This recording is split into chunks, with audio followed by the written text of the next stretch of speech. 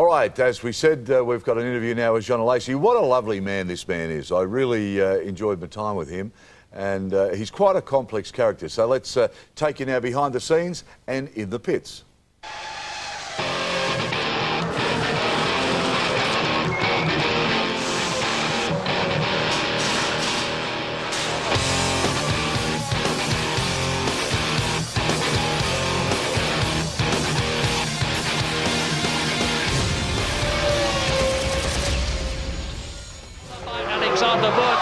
Big accident. And there's and the cars whizzed through the frame and us didn't spot which ones they were. 2 wheels off. That's a nasty one. And there it is again.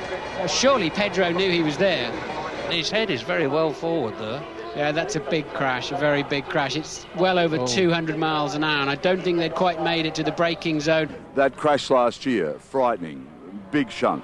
Yeah, it was very hard for me because the result was not coming.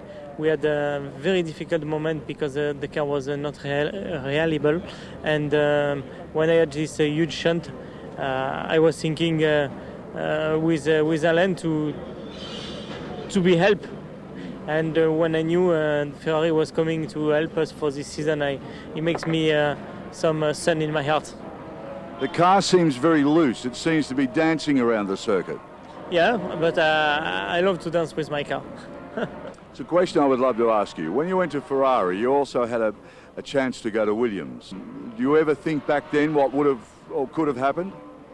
The time I had in Ferrari is probably the best time in my life. And I don't regret anything except in terms of results. In Ferrari, I wanted to make better results, but it was a difficult time. But I enjoy so much to be a Ferrari driver and to have all the Italy with me. Your temperament, I mean, it's been famous for good and bad reasons. It's something that, do you think it's held you back sometimes? You know, I'm so pleased to be and to be what I am, and because I don't making effort to change anything. I want to be professional, obviously, because I respect very much the people who I work with. But on one side, I have a character and I want to keep it. You know, when you have a passion, I don't think it's very difficult to keep it because it lasts forever. I know at one stage I'm going to retire, obviously, because I did already 12 years. But I will be so sad to not race anymore because I really love this job. Yeah, lovely man. And I did ask him a question about the passion. How does he keep the passion going?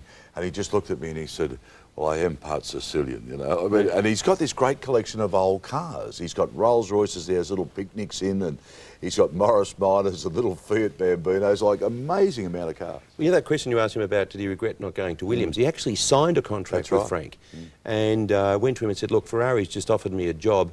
Frank said, oh, OK, look, I won't hold you back. I know that's where your heart is, but you'll have to give me your Ferrari at the end of the year. And if you go to the Williams Museum, it's full of Williams, obviously, but there's a lone Ferrari there.